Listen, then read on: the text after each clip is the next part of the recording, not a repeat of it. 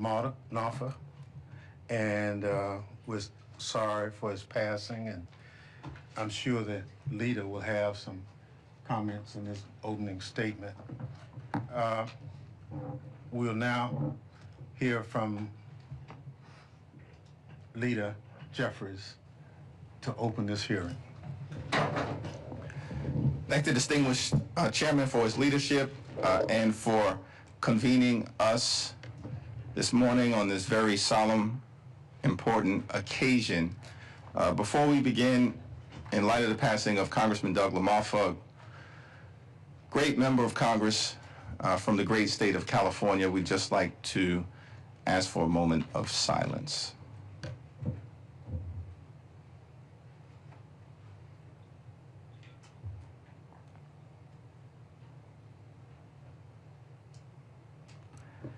Thank you. And thank you all for your presence here today on this solemn anniversary. 5 years ago today, a violent mob incited by Donald Trump attacked the Capitol as part of a concerted effort to overturn the results of the 2020 presidential election and halt the peaceful transfer of power for the first time in American history. This bloodthirsty, treacherous mob brutally assaulted police officers and seriously injured more than 140 brave men and women of law enforcement. Many have suffered lasting physical and psychological damage. Several tragically lost their lives.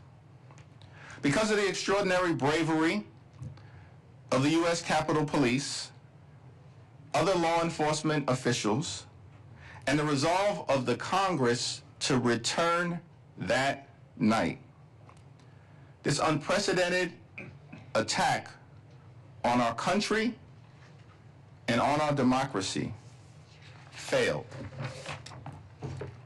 Over the last 5 years, instead of holding those responsible for the attack accountable, Donald Trump and far-right extremists in Congress have repeatedly attempted to rewrite history and whitewash the horrific events of January 6th.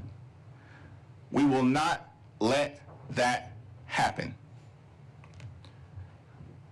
On the first day in office of his second term, instead of fulfilling his promise to lower the high cost of living on day one, Donald Trump pardoned hundreds of violent felons who brutally beat police officers while storming the United States Capitol.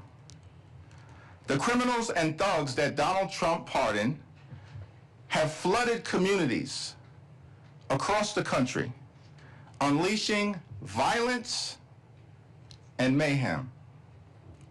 The crimes committed by those rioters before and after the violent insurrection include child sexual assault, production of child pornography, possession of child pornography, rape, conspiracy to murder FBI agents, kidnapping, sexual assault, aggravated robbery, reckless homicide, driving under the influence causing death, illegal possession of firearms, domestic violence by strangulation, burglary, vandalism, grand theft, stalking, violation of protection orders, threatening public officials, and drug trafficking.